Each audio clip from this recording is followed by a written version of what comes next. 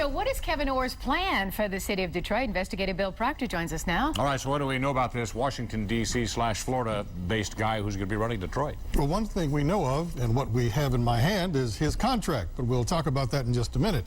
He is a Florida native and father of children who will continue to live in the nation's capital with their mother, who is a physician.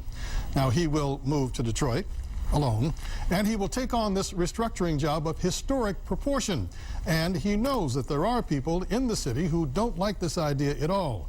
But history in big corporate bankruptcies, like his work with Chrysler, means that he is prepared for a hostile environment. You're sort of the undertaker that walks up to the front door. I am rarely welcomed with open arms. So you might say I've been inoculated against the concept that people aren't exactly happy to see me come along. That was one of several light moments from the emergency financial manager candidate Kevin Orr, who said that he was familiar with the depth and breadth of Detroit's financial crisis, but plans to attack issues first. The provision of city services to the citizens, our customers of Detroit, retiree and employee benefits, and then the debt service. The bottom two prongs, retiree, employee benefits, and debt service, that's math. These are very sophisticated parties. They can look at the math, they can look at the numbers. People of good faith should be able to sit down at a table and come out to a rational result. He has resigned from one of the largest law firms in the country to take on a job that will pay him a fraction of what he earned there. So why this, and why now? This falls in the bucket of public service.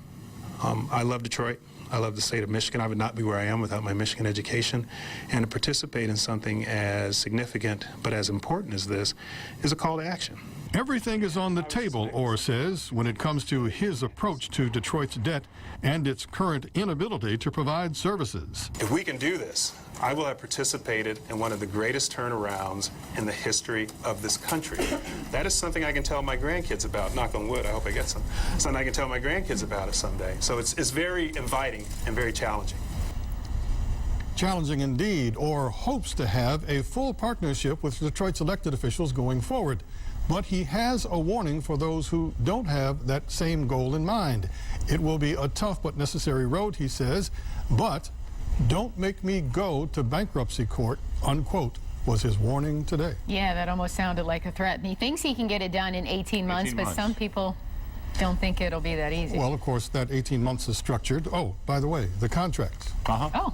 $275,000. That's pretty good change. Is what he will be paid over that period. It's about $23,000 a month.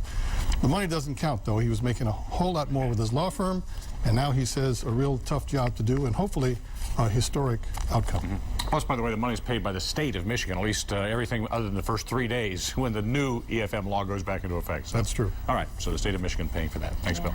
All right.